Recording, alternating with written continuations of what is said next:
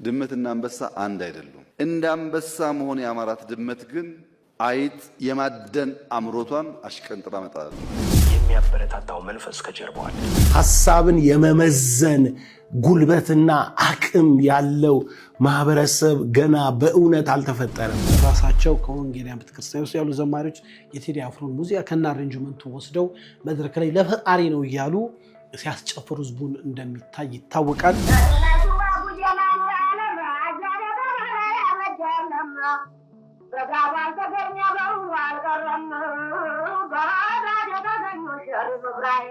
አዛናል መስኪል ተነጋመት ለሂድ ሸመን ደፈልሳ ፈራው በእንግድነት መታ ከሸገር ሐረር ልቤን ይዛው ሄደች ወደ ሩቅ ሀገር። ቴዲ አፍሮም ሆነ ሌሎች ሙዚቀኞች የሚሰሩትን ስራ እንዳለ መቀበል አለብን። ሙዚቃዎቻችንን መፈተሽ የለብንም። ለምንም ይላል ሀገር ስሸት ባልቻ በጉራዴ ለይተን ልውል ጀግናና ነጋዴ ለሀገሩ ብሎ ህይወቱን እየሰዋ ይመስክር ታሪኩ ይናገራል። ስለደከመኝ ስለሰለቸኝ ነው። እንደዚህ አይነት ማህበረሰብ እስከ መቼ ነው የሚቀጥለው? እስኪ የተሰጠንን ነገር እንዳለ ከምንቀበል እንፈታተሽ። ይሄ ማለት ታዲያ ሙሉ ስራቸው እንደዚህ ነው ማለት አይደለም።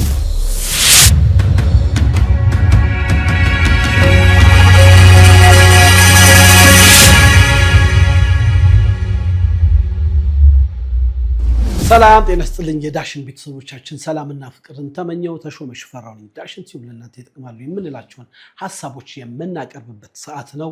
ያው ሰሞኑን እንደምታውቁት እንግዲህ በአርቲስት ቴዎድሮስ ካሳሁን አልበም ወይንም ቴዲ አፍሮ ኢቶሪካ የሚል አልበም ካወጣ በኋላ በአየሩ ላይ የተቆጣጠረው ይህ አልበምና የዚህ ወሬ ነው። እኛም ለእናንተ ይጠቅማሉ ያላችሁን ሀሳቦች በዳሽን ቲዩብ ከዚህ ቀደም ይዘን እንደቀረብነው ዛሬ ደግሞ በቴዲ አፍሮ ስራዎችና አንዳንድ ያልተሰሙ ጉዳዮች ላይ ከእናንተ ጋር ቆይታ እናደርጋለን። ይህንን ቆይታ ሰብስክራይብ፣ ላይክ፣ ሼር፣ ኮመንት በማድረግ ለብዙዎች ተደራሽ እንዲሆን አድርጉ።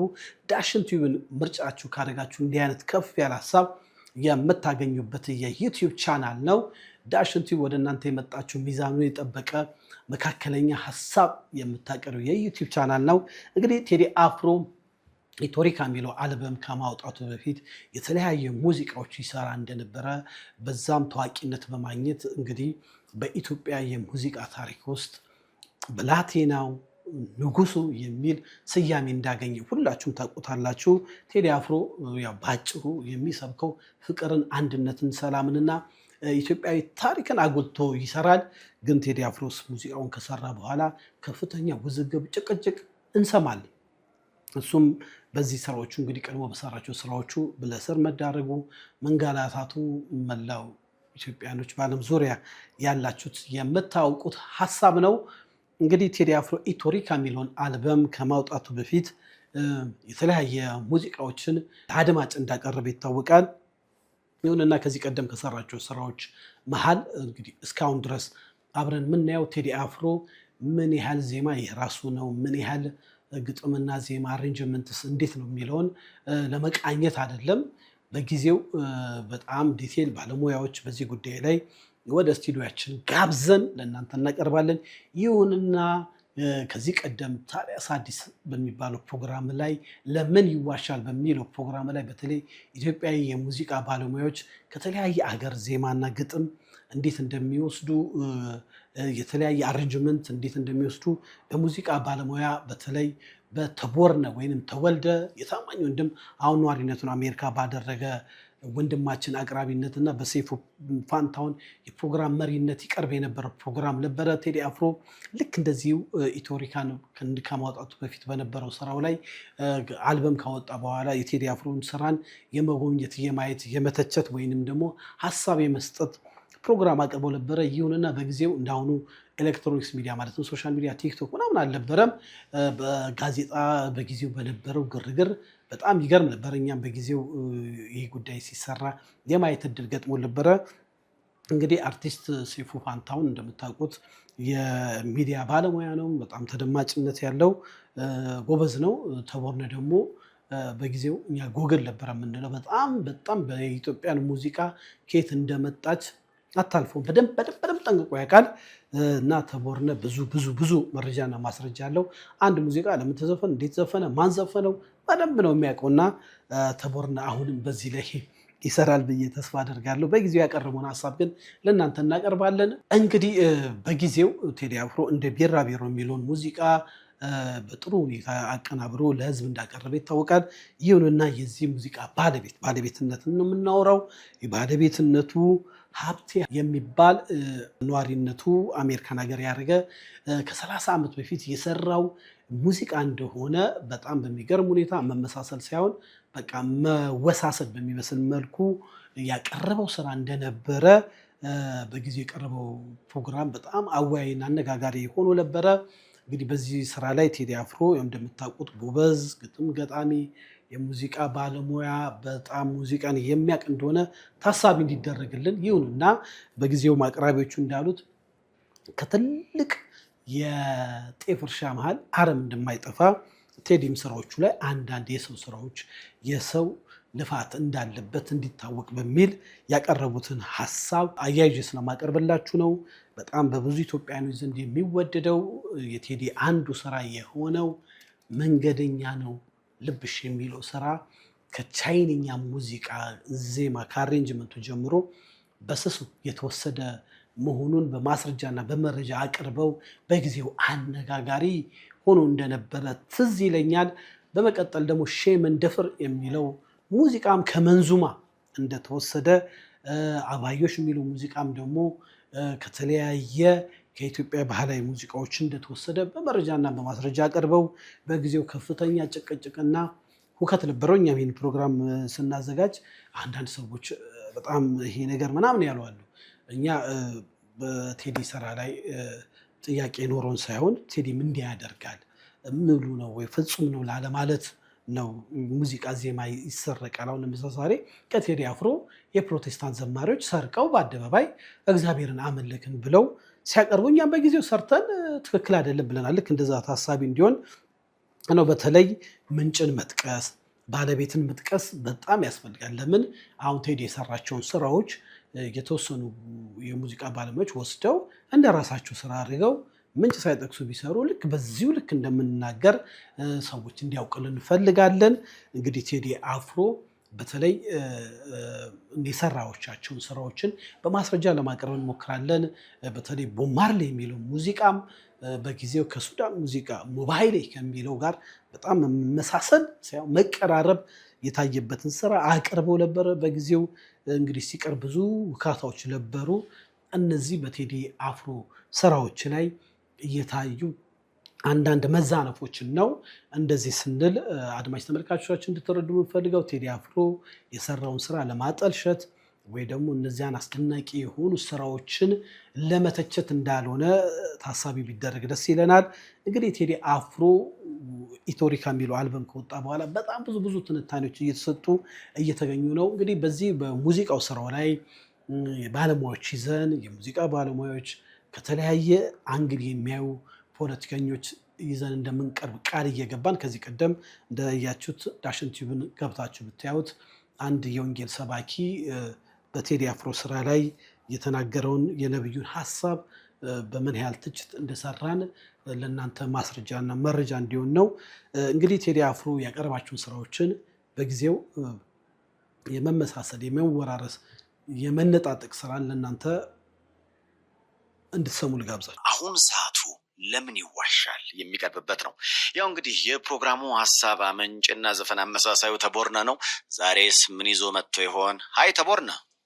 እሺ ሰይፍሻ፣ ያው እንግዲህ ሁሌ በየሳምንቱ እንደተለመደ እንደምናደርገው ዛሬም የተወሰኑ ክልስም በምንላቸው መጠሪያነት ስር ያሉ 3 ዜማዎችን እንሰማለን።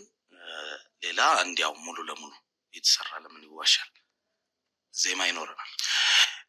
እንደተለመደው አድማጮች እንግዲህ ተቦርነ ዜማዎችን ይዞልኝ ሲመጣ እኔ የሚመለከታቸውን አካላት የማነጋገር ትንሽ ደግሞ ስለ ሙዚቃዎቹ አንዳንድ ነገሮችን የማፈላለግ መረጃ የማሰባሰብ ስራ ሰራለሁ። እስኪ በመጀመሪያ የምናደምጠው የማንን ስራ ነው ተቦርነ?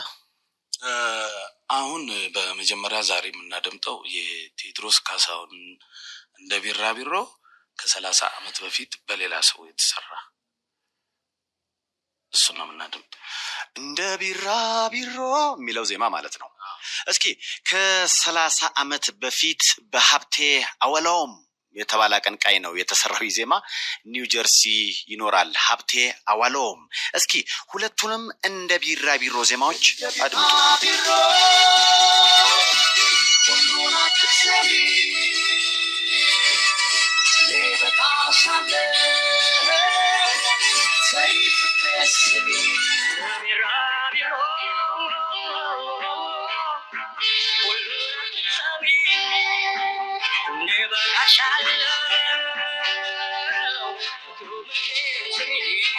ነቅሽን ተመልካቾቻችን እንግዲህ እንደሰማችሁት ነው እንደ ቢራቢሮ የሚለው ሙዚቃ በዚህ አይነት መቀራረብ መወሳሰድ እንግዲህ ዜማውን ግጥሙ ከሰማችሁት በጣም ተመሳሳይ በሆነ መልኩ ቴዲ አፍሮ አቅርቦታል። እንግዲህ ይህንን ሲያቀርብ በጊዜው ምንጭ ይጥቀስ አይጥቀስ እንግዲህ ብዙ ማስረጃ የለም። እንዳልጠቀሰ ግን ብዙ ሰዎች ይናገራሉ። የራሱ ስራ አርጎ እንዳቀረበው ነው። እንግዲህ ይሄን ስራ ባለሙያ ወይም ባለቤት ደግሞ ሀብቴ የሚባለው ኒውጀርሲ የሚኖር የቆየ ሙዚቀኛ እንደሆነ እንደተቦርነ በመረጃና በማስረጃ አቅርቧል። በመቀጠል ማቀርብላችሁ እንግዲህ ቅድም ቃል በገባሁት መሰረት በተለይ መንገደኛ ነው ልብሽ የሚለውን በጣም ብዙ ሰዎች የሚወዱት ሙዚቃ ከቻይንኛ በምን አይነት መልኩ እንደተወሰደ በመረጃና ማስረጃ አቀርብላችሁ እንድትከታተሉ ጋበዝኩ። ይህን ፕሮግራም ሰብስክራይብ፣ ላይክ፣ ሼር፣ ኮመንት ማድረግ እንዳይረሳ።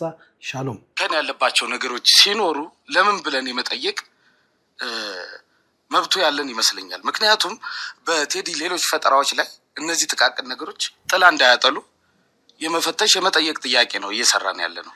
አንዳንድ አስተያየት ሰጪዎች በቃ ቴዲ አፍሮም ሆነ ሌሎች ሙዚቀኞች የሚሰሩትን ስራ እንዳለ መቀበል አለብን፣ ሙዚቃዎቻችንን መፈተሽ የለብንም ለምንም ይላሉ።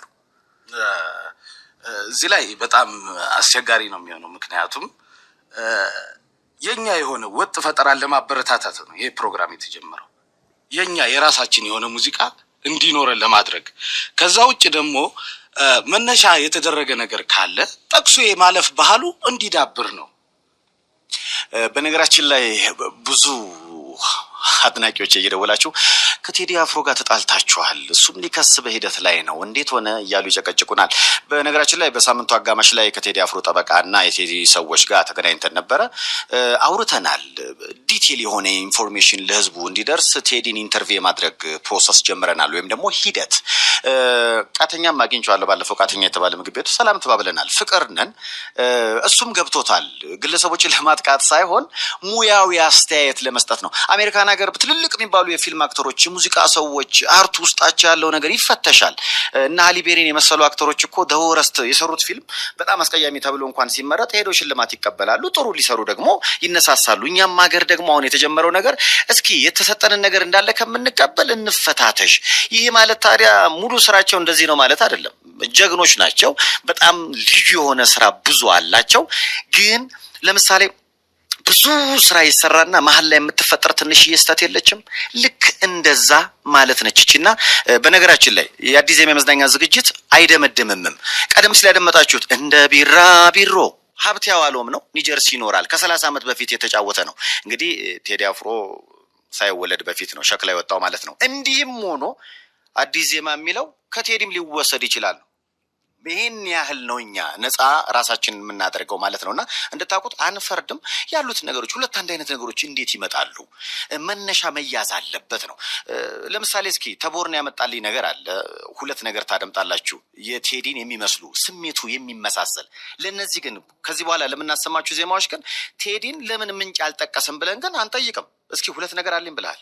አዎ እስኪ ለግንዛቤ እንዲሆን አድማጮች ያዳምጡትና ፍርዱን ያው ለነሱ ትተን እስኪ ይመሳሰላል ላይመሳሰልም አዲስ ዜማ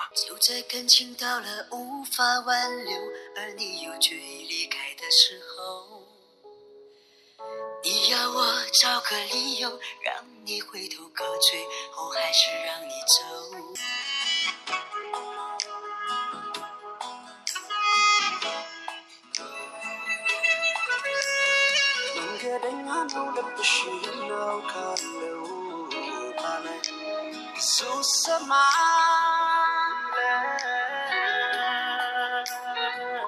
አድማጮቻችን እንግዲህ እንደሰማችሁት ነው ፍርዱን እንዳሉት ለእናንተ እንሰጣለን።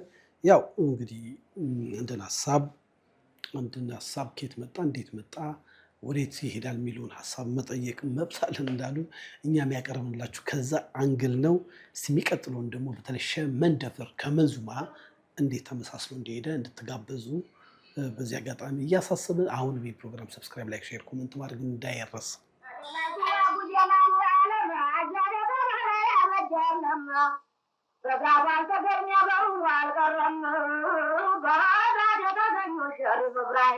ሐዘን ዓለም መስኪን ልትነጋምት ልሂድ ሸመንደፈር ልሳፈረው በእንግድነት መታ ከሸገር ሐረር ልቤን ይዛው ሄደች ወደ ሩቅ ሀገር። እንግዲህ ለቅምሻ ይህን ያህል ካሰማናችሁ ፈለግ አድርጋችሁ ሙሉ ሀሳቡን ስሙት።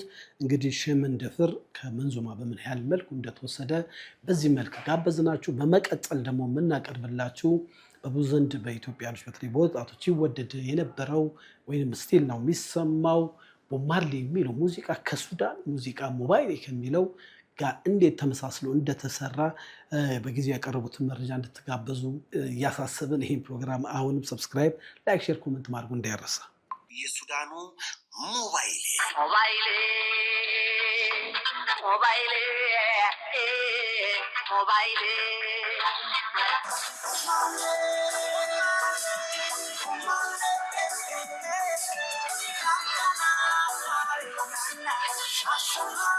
ብዙ ጊዜ የባህር ማዶ ዘፈኖችን ኮፒ የሚያደርጉ አቀንቃኞቻችን አሁን የሌላን ሀገር ዘፈን መነሻ ሲያደርጉ ሲገልጹ ምንጭ ሲጠቅሱ አይስተዋልም።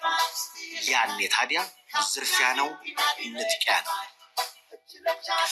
ለምሳሌ የቴዲ አፍሮ ዘፈን ቦብ ማርሌ በሱዳን አቀንቃኞች ሞባይሌ በሚል ተሰርቷል። ማን ነው ቀድሞ የሰራው? እሱ ሌላ ጉዳይ ነው። ግን እኛም ለማጣራት ጥረት አድርገን አልተሳካልንም።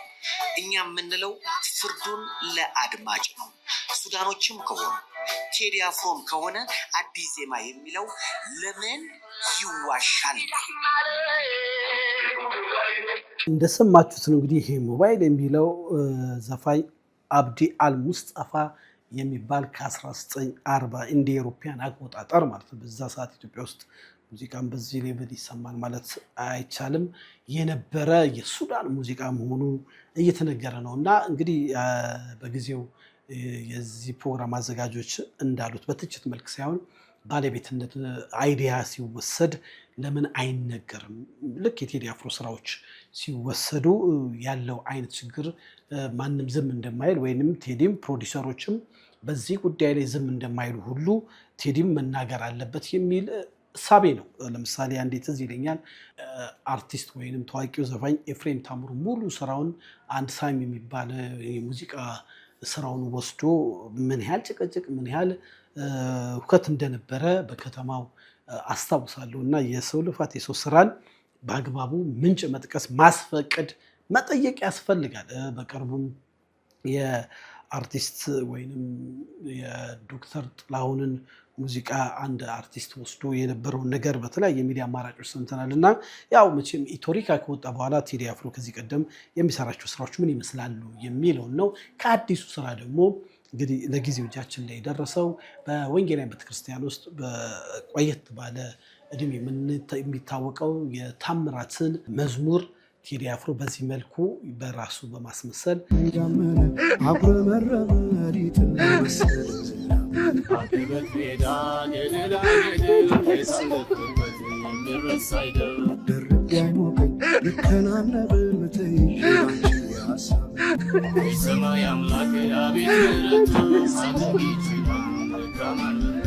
የተለያየ ሶሻል ሚዲያዎች እያቀረቡ ነው።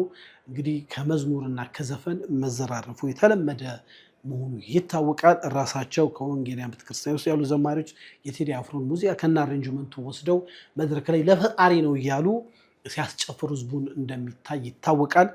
ቴዲ አፍሮ ደግሞ ከዚህ ወሰደ ብለው ያቀረቡትን በመረጃና ማስረጃ ሳይሆን የተላለፈውን ነገር ከአዲሱ ስራ ኢቶሪካ ከሚለው አንዱን ጋበዝናችሁ።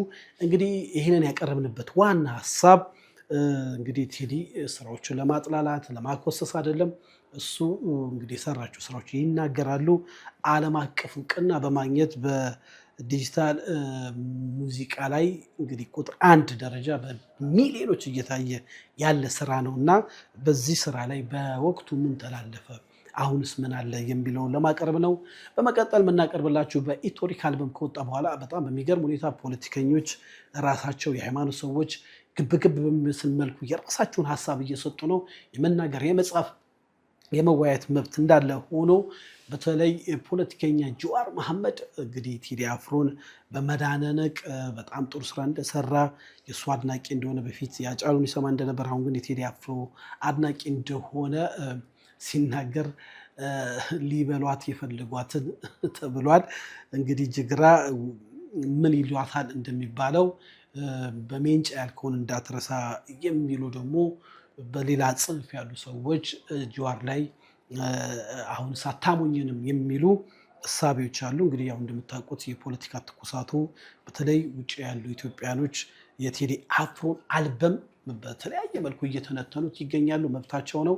ይሁንና ግን ለግጭት ለጸብ ሲሆን በጣም ነው የሚያሳዝነው። ቴዲ አፍሮ እርግጠኛ ነኝ ቢጠየቅ ስራዎቹ የፍቅር ሰባኪ እንደሚባል ይታወቃል። አንድነት ሰባኪ ነው። አንድነት ደግሞ ማለት አንድ አይነትነት ማለት አይደለም። ከብሔር ከቋንቋ ከተለያየ ማህበረሰብ የወጣን ህዝቦች እንደሆንን ሁሉ እንግዲህ ቴዲ ደግሞ እነዛን ሁሉ ለማዳረስ ጥረት ያደርጋል። ይሁንና የተለያዩ የፖለቲካ ሰዎች ሀሳባቸውን እየሰጡበት ነው። የፖለቲካ ተንታኞች በጣም ብዙ እያሉበት ነው። አንዳንዶቹ ይሟርታሉ። ብቻም አንዳንዶቹ ደግሞ አሁን ልናቀርባቸው ማንፈልጋቸው የሆነ ኢሹ ተገኘ ብለው በጣም የሚዘላብዱ ቲክቶከሮች ምኖች አሉ። እዛ ላይ ብዙ ምን እንል አይደለም። እንግዲህ በተለይ ቴዲ ሐዋሳ የሚባለው በሶሻል ሚዲያ ላይ በሳል ውይይት የሚያደርግ ወንድማችን ነው። እሱ ላይ ግን በጣም የሚገርሙ የፖለቲካ ሀሳብ ያላቸው ሰዎች ሀሳብ ሰጥተውበታል። እንግዲህ ቴዲ አፍሮ ሙዚቃ በዚህ መልኩ ሀገር ውስጥ በጣም እየታየና እየተነጋገርንበት ይገኛል። በተለይ በኦሮምኛ ዘፈን በጣም የሚደነቁና የሚታወቁ ገላናና ዮሰን የሚባሉ ወጣቶች ደግሞ ለቴዲ አፍሮ መልስ በሚመስል ሙዚቃ ሰርተዋል። እንግዲህ በዚህ ነው ኢትዮሪካ በሶሻል ሚዲያ በዩቲዩብ ላይ ያለውን የሚሊዮን እይታውን ጎን ለጎን እዚህ ላይ ደግሞ ሌላ ትኩሳት ይዞ መጥቷል። በዚህ መልኩ ደግሞ እነሱ ያቀረቡትን እስቲ አንድ ልጋብዛችሁና ወደሚቀጥለው ሀሳብ እንሄድ።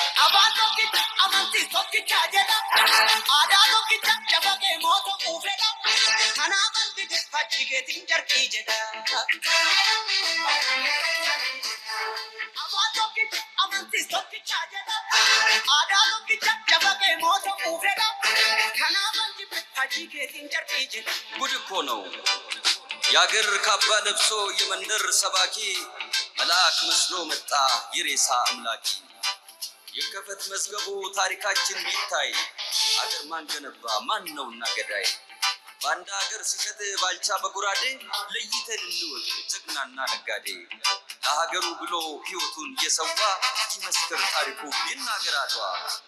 ምን ያደርጋል ወሬ ቃላትን መደርደር፣ ሞትም አልፈራንም ወድቀናል ለሀገር። አፈር እየላሰን አበቃን ለበርገር። እኛ ያቀና ነው ገና ታብባለች፣ ጨፍላቂዋ ሀገር እውነትም ሞታለች። ጨፍላቂዋ ሀገር እውነትም ሞታለች። እንደሰማችሁት ነው እንግዲህ ገላናና ዮሰን በዚህ መልኩ ሙዚቃቸውን አቅርበዋል። እንግዲህ እንዲህ እያለ ቴዲ አፍሮ ሙዚቃ ከወጣ በኋላ በጣም ብዙ ሀሳቦች እየተንሸራሸሩ ነው። ከወንጌላውያን ቤተክርስቲያን ውስጥም እንግዲህ ነቢይ ሱራፌል እንግዲህ ባለፈው ያቀረቡንም አሁንም እንደ ማስረጃና መረጃ አድርገን እናቀርባለን። ዘፈንን በተመለከተ ኃጢአት ነው ዘፋኝ የእግዚአብሔር መንግስት አያወርስም በሚለው ሀሳብ ላይ የራሱ ምሳሌ አድርገዋል። መናፍስታዊ አሰራር ያለው አጋንንት የሚመለከትበት ነው የሚለውን እሳቤ አቅርበዋል። እንግዲህ ደግሞ ሐዋርያው ዘላለም ደግሞ የሚባለው እሱም ደግሞ እንግዲህ ምንጥለው ዳስ የለንም የሚል ሀሳብ ያለበት አቅርበዋል። ቴዲ አፍሮ ዘፈን ለቀቀ። ይሄ የለቀቀው ዘፈን ላይ አስተሳሰባዊ ዓለም የሚያውቅ ሰው ቴዲ አፍሮ ከምን ሀሳብ ዘፈነ? ማህበረሰባችንን ሀሳባዊ ዓለም ላይ ሳየው በጣም ስላዘንኩኝ ነው። ሀሳብን የመመዘን ጉልበትና አቅም ያለው ማህበረሰብ ገና በእውነት አልተፈጠረም። አፍሪካ ላይ ሞር ኢሞሽናል ነን። ይሄ ኢሞሽናልነት ደግሞ የእንስሶች ካራክተር ነው፣ የእንስሶች ባህሪ ነው። ማስተዋል ከሚባለው ነገርን መመዘኛ ማለት ነው። ማስተዋል ማለት በዛ ልክ አይምሮን የሚመዝን ማህበረሰብ በቃ ማለት ይቅርታ አድርጉልኝና ስለደከመኝ ስለሰለቸኝ ነው። እንደዚህ አይነት ማህበረሰብ እስከ መቼ ነው የሚቀጥለው? እስከ መቼ ነው እንዲህ አይነት አስተሳሰብ ላይ ወደ ማቹሪቲ ያልደረሰ በጣም ኢሞሽናል የሆነ ምልከታና አካሄድ የሚከተል ትውልድ እስከ መቼ ነው ይዘን የምንሄደው? ይለወጣል ሲባል በአስማት የሚለወጥ ሀገር የለም እኮ። ይለወጣል ሲባል በአስማት የሚለወጥ ሰው የለም። እንደዚህ ብዬክ ድንገት ትንሽዬ አጭር ቀጭን በትር ይዞ እንደ ሃሪ ፖተር ፊልም እንደ ጠንቋይ መምቻ ዘንግ እንደዚህ ብሎ የሚቀይርክ ነገር የለም። ሰው፣ አገር፣ ማህበረሰብ የሚቀየረው በአስተሳሰብ ውስጥ ነው። ዘፈን ማቆም አለባችሁ። ዘፋኞች ሊጣሉኝ ይችላሉ። እሺ በሉ። ይሄንንም ዛሬ ጀምሮ ማለት ነው። እስቲ መስቀል መሸከም ማለት ይሄ ነው። በሐሙስ ቀን የሚደበደብ ዲቤ፣ በሐሙስ ቀን የሚለቀቅ ዘፈን፣ በሐሙስ ቀን የሚደረግ ማንኛውንም የአጋንንትን አሰራር በኢየሱስ ክርስቶስ ስም እቃወማለሁ። በምድሬ ላይ፣ በሀገሬ ላይ፣ በትውልዴ ላይ የሚረጨውን የዘፈንን መንፈስ እቃወማለሁ። ዘፈን ኃጢአት ነው። መጽሐፍ ቅዱሳችን በገላትያ ምዕራፍ 5 ላይ የሥጋ ሥራ የተገለጠ ነው፣ እርሱም ዝሙት፣ ርኩሰት፣ መዳራት፣ ጣዖትን ማምለክ፣ ሟርት፣ ጥል፣ ክርክር፣ አድመኝነት፣ ቁጣና ዘፋኝነት ይላል። የእግዚአብሔር መንግስት ሰዎች እንዳይወርሱ ከሚያደርግ ነገር አንዱና ዋነኛው ምንድን ነው ካላችሁኝ፣ ዘፋኝነት ነው። ዘፈን ከጀርባው የክፉ ስፒሪት ወይም የክፉ መንፈስ አለ። ሰው ዝም ብሎ ሊዘፍን አይችልም። ሰውን እንዲዘፍን የሚያነሳሳ የሚያበረታታው መንፈስ ከጀርባው አለ። የተለያዩ ሰዎች ደግሞ አሉ እንግዲህ ቴዲ ዳስጣሉ የሚለው አልበሙን እና ከመሀል ወደ ዳር ገፉን የሚለው ሀሳብ ላይ መሀሉም ዳሩም የኛ ኢትዮጵያኖች ነው የሚል እሳቤ ያለበት ግብግብ እየተደረገበት ነው። በዚህ ጡዘት ውስጥ ነው እንግዲህ ያለው ኢቶሪካ። ይሁንና እንግዲህ በኔ ሳቤ ሙዚቃ የሰላም የፍቅር አንድነት ነው። ቅድም እንዳልኳችሁ እንደ ቦብ ማርሌ አይነት ዋላ የሚለው ሙዚቃ ይገዛኛል። አንድ እንሁን፣ ፍቅራችንን እናጽና፣ አገራችንን ሰላም እናድርግ። ያለችን ኢትዮጵያ አንድ ናት። እንግዲህ መሰናበቻ የምናደርገው እንግዲህ የፖለቲካ ትኩሳቱ በዚህ ሁሉ ውስጥ የሆነ እያለ በመንግስት ሳይድ እንግዲህ ምናምን እንግዲህ የተለያየ እሳቤ ይኖራል ተብሎ ተገምቶ ነበር። ብዙም ያየነው ነገር የለም። ካልተሳሳትኩ እንግዲህ ፈዲላ የምትባል አንድ ፖለቲካ ወጣት ትንታጋለች። እሱ ሀሳብ የሰጠችበት እነ ነብዩ ባዬ ብዙ ነገሮች እንግዲህ ተባብሏል። ክቡር ጠቅላይ ሚኒስትር ዶክተር አብይ አህመድ ግን ከዚህ ጋር የተያያዘ ሳይሆን ለስንብት ይሁንን ዘንድ በተለይ አንድ የሚያምር ሎጂክ አስመርቁ በኋላ ያስተላለፉትን መልእክት ጋብዘን ከስቱዲዮ እንሰናበታለን። አንድ አርቲስት አክቲቪስት መሆን ካማረው የአርቲስትነት ካባና ክብር እየወደቀ መሆኑን ማወቅ አለበት። አርቲስትና አክቲቪስት ልክ እንደ ድመትና እንደ አንበሳ ናቸው። ይገርማቸዋል። በጣም ምርጥ አርቲስቶች ሳይቸግራቸው ይነካኩና መመለስ ያቅታቸዋል። በኪነ ጥበብ ባለው ሙያ ገላጭ የሆነው ገለልተኛ የሆነው ሰው ነው ቴዲ አፍሮ። የተከበረ ነው በኢትዮጵያውያን ዘንድ። ስለዚህ ለዚህ ሰው ኢህአፓ ክብር ይሰጣል፣ ትብብር ለኢትዮጵያ አንድነትም ክብር ይሰጣል። እንደ ብልጽግና አይነት ጠባብ ብሔረተኛ ድርጅት ደግሞ በዘረኝነት ላይ የተመሰረተ ድርጅት ብልጽግና የአንድነት ኃይሎችን ስለሚጠላ በሱ በኩል ያሉ ካድሬዎቹን በመጠቀም ጋዜጣዊ መግለጫ እንዳይሰጥ እንዲሁም እሱን ለማሸማቀቅ የሄደበትን ርቀት በጽኑ እናወግዛለን። ከባድ ወንጀል ነው ብለን እንላለን። በታሪክም ተጠያቂ አድርገዋል። ቁራ በአንጻሩ የቆሸሸ ቦታ የሚውል በመጮህ በማልቀስ አካባቢ ይበክል ባለበት አካባቢ ላይ ከሚበላውም ከሚረጨውም የተነሳ ብዙ የሚቆሹ ነገሮች የሚታዩበት የአዋፍ ዝርያ ነው።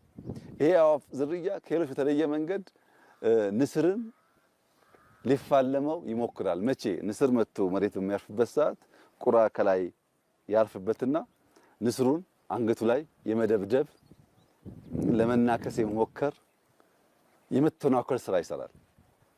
ንስሩ ግን ቁራው ከላይ ተቀምጦ እየደበደበኝ ስለሆነ ምላሽ ልስጥ አይልም። ምን እያደረክ ነውም አይለውም። ሙከራህ ምንድነውም አይለውም። ከቁራው ሰፈር በከፍተኛ ፍጥነት ወደ ራሱ ሰፈር ይበራል።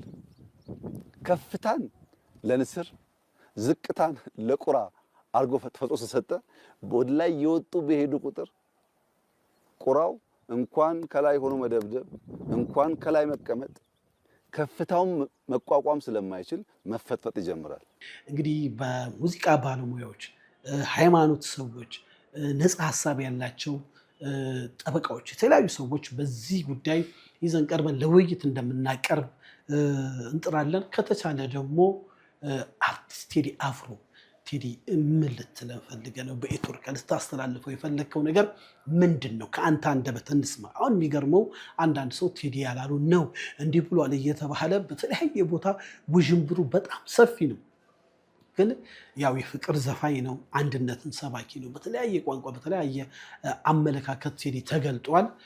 ይሁንና በቴዲ በማሳበብ የራሳችንን ወይንም የከሰረ አመለካከታቸውን ሸቀጣቸውን ሊጥሉ የሚያስቡ ሰዎች እንዳሉ ይታወቃል። ቴዲ በዚህ ላይ ምን ትላለህ? እንጠብቃለን። ዳሽን ቲዩብ ተጋብዛለች።